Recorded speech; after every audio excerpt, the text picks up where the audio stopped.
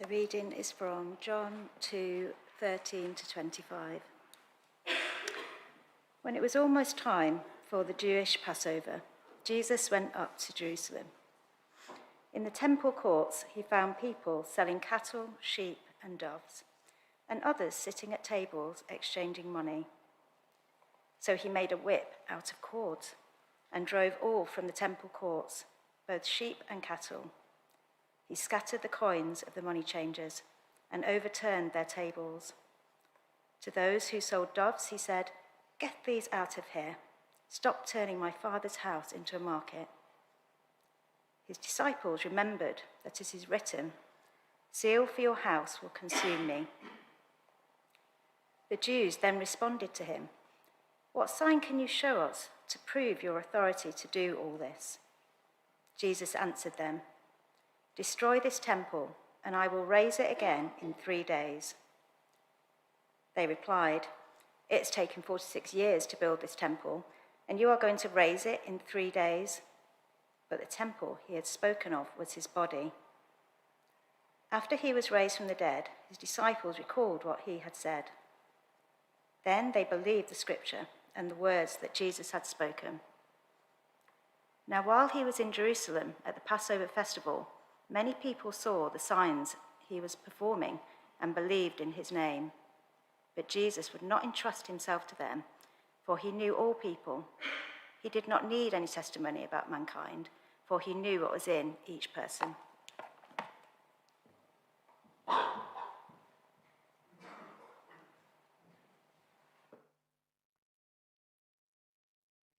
You have that passage open with me in John chapter 2. I've only been working for the church here for about 2 weeks, and so I'm still finding my feet. But I remember very early on in conversations with the elders, I asked them the question, what are the sacred cows in the life of the church? And if you're not used to coming to church, a sacred cow in church life is anything that has been elevated to such a high position in the life of the church. That thing cannot be touched, cannot be criticized, cannot be changed, and definitely it cannot be removed. I might press you there. Maybe it's a particular service time. We always meet at 10:30 and 6 o'clock. It might be a particular room. We always have our ministry in this room. It might be a particular way the Lord's Supper is done. Indeed, it might be physical things. The communion table can become a sacred cow. The organ, the pews, the chairs that we have to have around the baptistry. Or even the white tablecloth that we have to have over the elements at the Lord's Supper. It has to be ironed, it has to be pressed, it has to be folded, because definitely Jesus and his 12 disciples had one of them. I once heard the story of a new pastor. He just began working at a new church when he realized a certain clock in the church building was that church's sacred cow. That church had purchased this clock in memory of one of their favorite pastors years ago, and it had hung on the wall behind the pulpit ever since. Now, the church was growing, and they needed to knock down that wall and make space out the back. But there was a problem. That wall was the wall where the clock hung, and you can't move the clock. This new pastor came to the members' meeting and very quickly he realized that this is going to be harder than he thought to help these people move on. As he began to bring up the clock in the members' meeting, the mood shifted. The atmosphere changed. He suggested that maybe we just move that clock to the other wall. That did not go down well. He suggested maybe we just get rid of the clock. It is just a clock after all. That went down even worse. Over the coming weeks, this new pastor increasingly got frustrated. The church were not willing to change, indeed not willing to grow because of the sacred cow of the clock. And so one day, in the middle of the week, when no one else was around the building, he decided that for the good of the church, for the gospel, he would get out the ladder. He would climb up, he would take that clock, and he would move it. But in his frustration, he smashed it to pieces. Let's just say he didn't last very long in the church after the clock incident. Many new pastors, when they enter into a new season of ministry, the advice is you want to begin gradually. You don't want to do anything too confrontational to press the people. Be aware of the sacred cows, but leave the sacred cows for now. As we turn to our passage this morning, if we would imagine that Jesus in John's Gospel is gently going to ramp up into his ministry with something non-confrontational to please the crowd, hopefully win the respect of the leaders of the day, friends, we're going to be disappointed this morning. Because while Christ doesn't take a sledgehammer to a clock, notice in that passage Sandra read for us, he does make a whip. He drives out the money changers from the temple courts. He accuses them of turning his father's house into a market. He tells these religious people, under the cloak of religion, you're deceiving the people. You're being dishonest to God. Quite confrontational, you might say.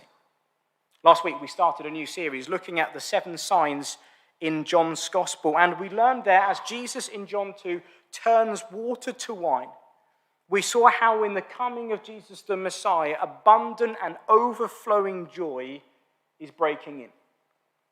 But what on earth is this passage all about?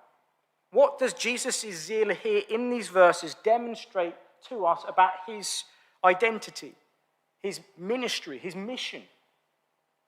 Well, this second sign in John's Gospel is not so much a miracle sign that shows who Jesus is, but an event sign. That as Jesus appears in the temple this day, we learn 3 things about Jesus. We learn Jesus is the Son who is zealous for his Father's house. He is the Messiah who has come to restore the spiritual life and purity of his people. And he is the Lamb who was slain for our sin. As we walk through this passage this morning, I wonder, what is your perception of Jesus? And how does your perception of Jesus line up with the truth of John 2? That is, as you think about Jesus, as you look at Jesus, what do you see? Maybe you just see a good teacher, a miracle worker, a man made up by religion to control the masses, a crutch for the weak. Or just maybe you see Jesus, firstly, as the Son who was zealous for his Father's house. It's true to say, isn't it? Some people love it, other people hate it. And while you might think I'm talking about Marmite and everyone should hate it, I'm actually talking about the Eurovision contest. I hate it, as you can tell. In 2022, you'll remember that Ukraine were crowned the champions of the Eurovision. However, due to the ongoing war with Russia, it was felt, obviously for safety reasons, they would not be able to host. And so it was decided that England, as the runners-up, would host the Eurovision for 2023, and the city selected was the city of Liverpool. And so in the days leading up to the Eurovision, Liverpool's population massively expanded. It is estimated that 474 people attended events to do with the Eurovision. And so because of this festival, the city's population swelled. And as people came into the city, they brought money with them. Indeed, some analysis says that Liverpool's economy was boosted by £54 million through the events of the Eurovision. And so there you have it, for a short period of time, thousands upon thousands of people coming to a city and bringing a ton of money with them. And that helps us a little bit as we think about Passover. For of all the Jewish feasts and the festivals that the Israelites were called to celebrate, the Passover was the greatest of all, because it looked back to their greatest moment of deliverance, when God rescued his people from slavery in Egypt. And there we see in our passage in verse 13, we are reminded that Passover is coming up. It is that time. And Jesus, as a Jewish man, like many other men and families and people, would go up to the great city of Jerusalem. Indeed, as Jesus journeyed to Jerusalem, he would have been joined by thousands upon thousands of people. Historians tell us that the population of Jerusalem swelled each year at the Passover. So you can imagine, as Jesus gets ever closer to the city, the roads become fuller of people. It is congested. There is more and more buzz as this entourage make their way to the great holy city of Jerusalem. And as they enter the city and then enter the temple courts, notice in verse 14 what we see that Jesus sees. In the temple courts, he found people selling cattle, sheep, and doves, and others sitting at tables exchanging money.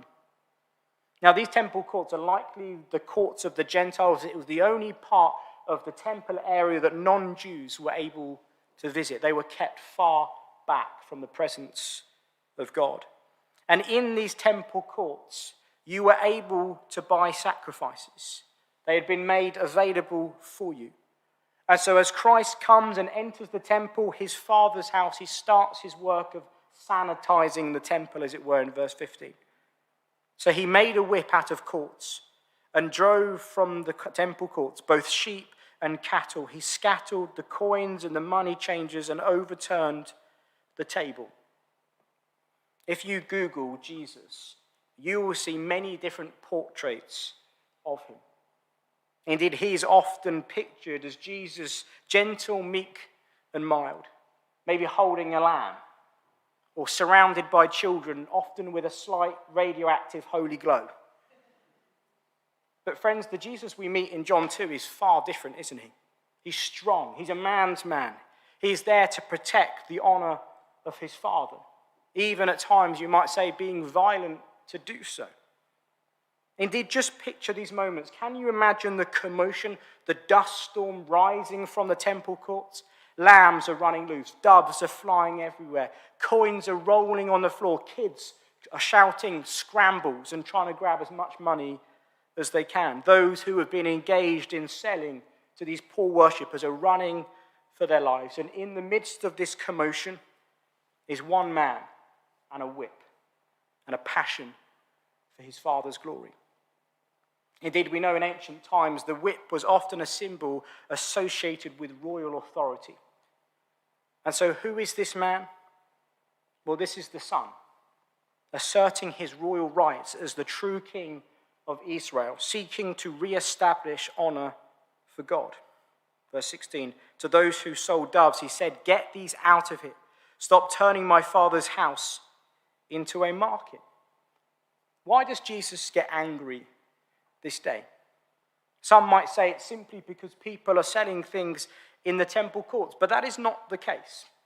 Indeed, at this time, it was a standard practice that for the sake of these worshippers, you were able to buy animals in the temple courts and exchange money in the temple courts. For people were coming from all over the known world. You would not be able to bring animals with you, and so one could buy an animal at the temple, which could then be offered as a sacrifice. And so Jesus is not just angry about the fact that people are selling animals and exchanging money. The problem is that this convenience was soon abused. It had turned into a thriving money-making business. Indeed, another time, Jesus accuses the people of changing the temple from a house of prayer into a den of robbers. Jesus seems to be angry here because these sellers are selling dishonestly and the money changers are exchanging dishonestly.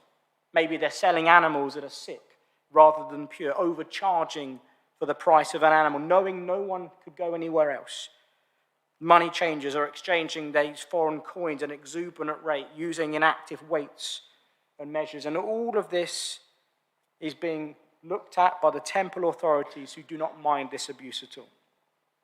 They're allowing it to go on because they collect a revenue from those stallholders, and it lines their pockets.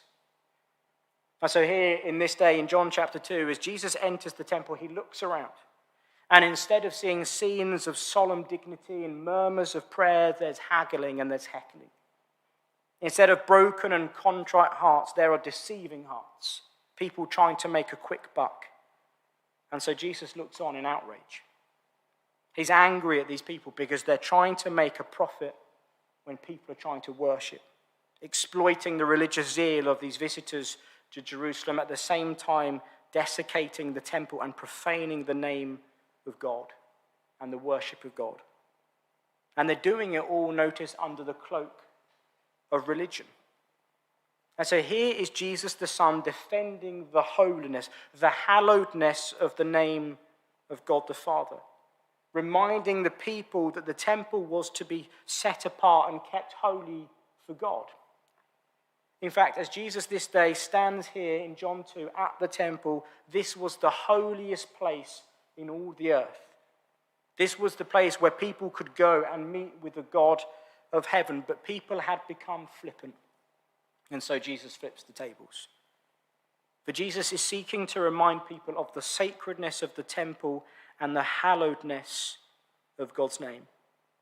And when those things are at stake, notice Jesus is no longer Jesus meek and mild, but willing to cause a public scene to protect and honor the name of God. What are we seeing here? We see a son who is zealous for his father's house. Now, friends, as a way of application, let me ask you, as you look at your life this morning, what is the thing that you're most passionate about? What are you most zealous for? Indeed, I wonder, parents, if you were to ask your children over lunch today how they might respond about you. What is the thing Daddy is most passionate about? What does Daddy get most excited about? Notice with me, it's very clear, Jesus here is most passionate for his Father's glory. I wonder, are we? And then I wonder for all of us, if Christ, as it were, came and looked in the temple of our lives, what might he see? What might he say? What might he seek to drive out? For notice these people are doing good things, but it's being done under a cloak of religion, but their motives are wrong. And before we think we are better than them, often we can do this, friends. That under the cloak of religion, we might do things that look good, but our hearts are not in it. So it might be we are praying for someone, sharing someone for prayer, and we're doing it under the cloak of religion because we're doing it in a way that's actually just gossiping. Or we can do it with our giving. That's not the problem with Ananias and Sapphira. They gave money, sure, but under the cloak of religion to make themselves look good.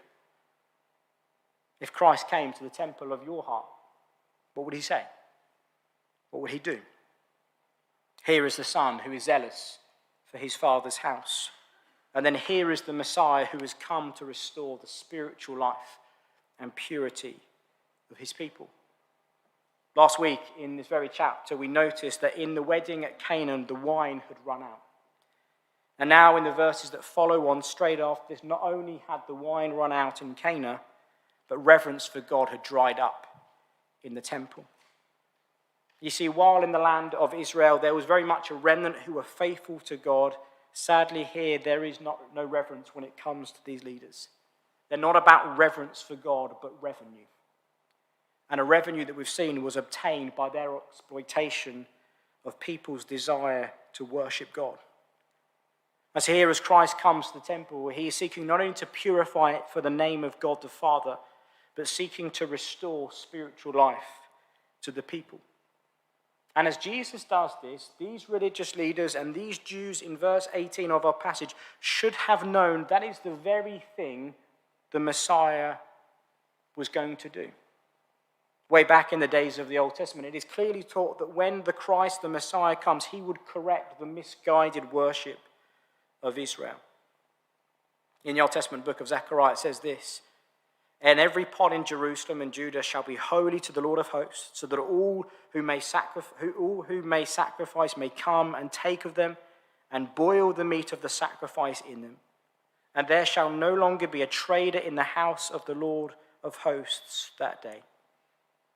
Hundreds of years ago, there was a promise that when the Messiah comes, misguided worship would be corrected. And now here in John 2, the Messiah has come, seeking to purify the temple and the people. And the very moment he starts flipping the tables, the prophecies ring true.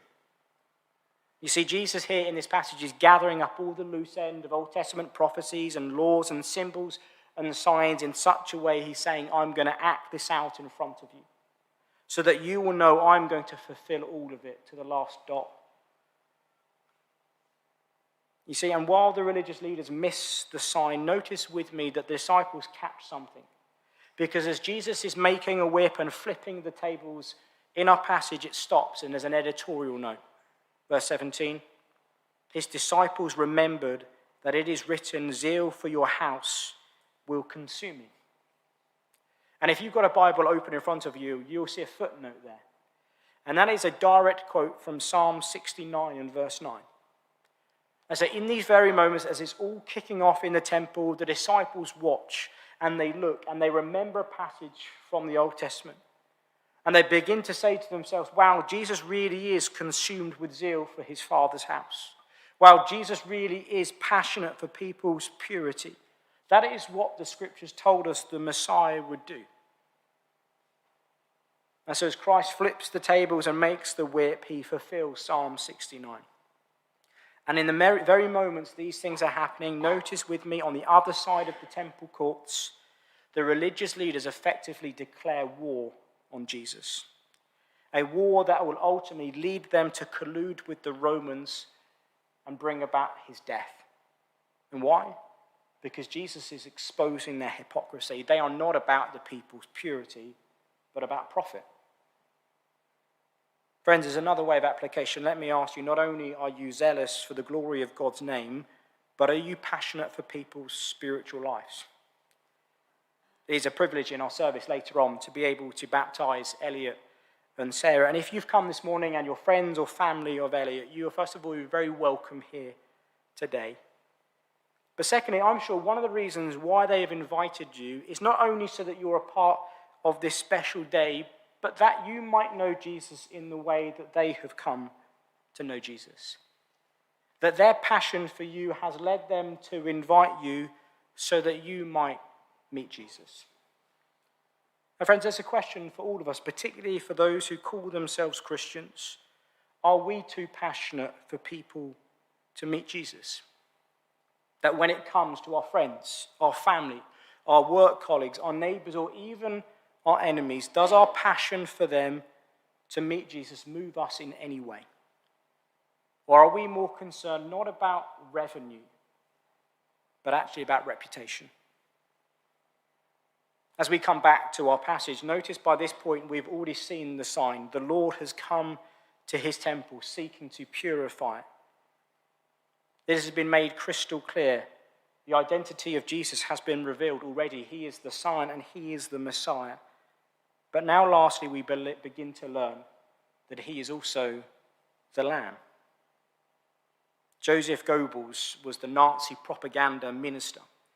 And he once famously said this, that if you repeat a lie long enough, it becomes truth. Before this day in John chapter 2, it's likely that some of these practices had been going on in the temple for many, many years. And so people thought they were true. They were right. But here as Christ comes, he is exposed to these people that under the cloak of religion, they have been trying to make a profit of the people trying to worship God. And when Jesus begins to set things right, notice that for these religious people in our passage, Jesus now becomes the bad guy. That when Jesus begins to move the practices that were wrong, Jesus is the one who is seen as wrong. And so they come with a charge to Jesus. They basically say to him, who do you think you are? Who gives you the right to do what you've just done? Verse 18. What sign can you show to prove your authority to do all this? Now notice with me, when they ask in verse 18, what sign can you show? The problem is they've already missed the sign. Jesus has performed the event sign. Like we said at the start, this isn't a miracle sign like we see earlier in this chapter of water to wine, but an event one. These Jews are not understanding here is the Lord suddenly coming to his temple. Here is the Messiah seeking to purify the temple for God's glory and for the people's good. They do not understand Jesus is the Messiah. And so they say, show us a sign to authenticate your right to do all this. And notice how Jesus responds, verse 19, destroy this temple and I will raise it in 3 days. Now Jesus there is not physically talking about destroying the temple brick by brick and then rebuilding it in 3 days. This temple took 46 years to build. Rather, Jesus, verse 21 will tell us, is speaking about his own body. Jesus uses the imagery here of a temple to convey truth to these people.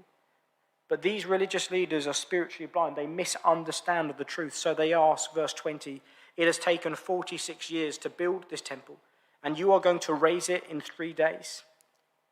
Notice they not only miss the sign of the Lord coming to his temple, but now they miss the message. For these words here in John chapter 2 contain some of the earliest predictions of Jesus about his own resurrection. In 3 days I will be raised up. And notice even disciples, verse 22, tell us that they miss it. They only realize this truth after Jesus is actually raised from the dead. Who is Jesus? Well, already in John's Gospel, it is becoming very clear. John chapter 1, verse 29 will tell us that Jesus is the Lamb who will be slain as a substitute for his people's sin. John 2 now tells us that he is this holy temple which will be crushed. This Lamb will have a violent death, but it will lead to a victorious resurrection. He will be raised. And we see that his resurrection becomes the greatest miracle of all time. The miracle that settles the question and the truth about his identity and authority. We currently live, don't we, in a post-truth society. That often today feelings trump truth. In fact, it's gone one further, hasn't it? We live in a world where what's true for you might not be true for me. But friends, make no mistake about it this morning. What we're seeing here about the identity of Jesus is true. Truest in the truest sense of the word. So true this morning that even if you refuse to believe the truth of John 2, it doesn't negate the truth of it. Jesus still is the Son. He still is the Messiah. He still is the Lamb. The Lamb who will be slain. Elliot alluded in his testimony, didn't he, to the fact that the temple curtain has been torn down. And the temple curtain has been torn down because Jesus is the Lamb who will be slain. His body will be broken so that we who would have only dwelt in the Gentile court far away from God can now, through the blood of Jesus, come near. Jesus is the Son. He's the Messiah. He's the Lamb. But notice with me, not everyone there that day understands this reality. Look how our passage closes in verse 23. Now, while he was in Jerusalem at the Passover festival, many people saw the signs he was performing and believed in his name. But Jesus would not entrust himself to them, for he knew all people. He did not need any testimony about mankind, for he knew what was in each person. We're told that many people believe in the name of Jesus, and the last part reveals that their belief is linked to what they saw.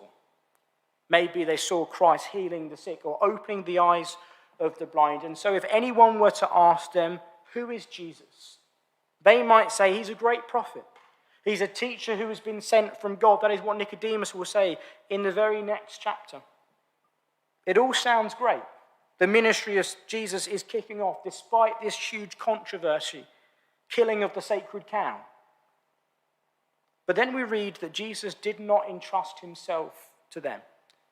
Literally, Jesus did not believe in them.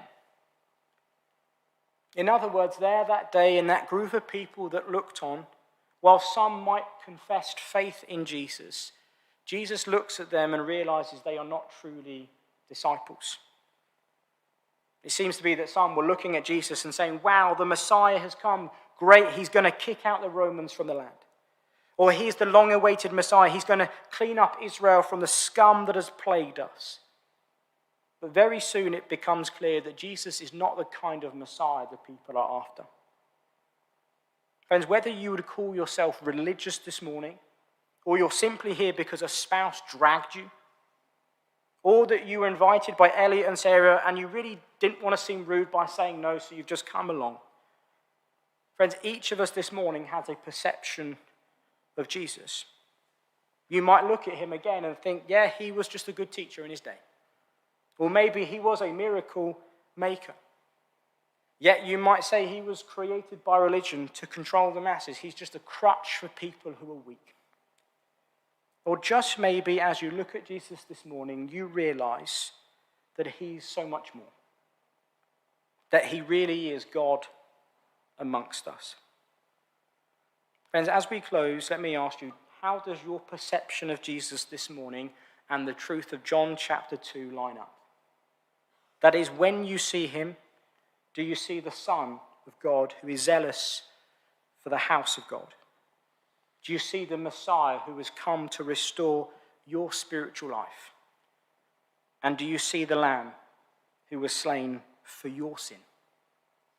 And friends, if you do, notice with me that you can sing our next song truthfully. To this I hold, my sin has been defeated. Jesus now and ever is my plea. Oh, the chains are released. I can sing, I am free. Yet not I, but through Christ in me.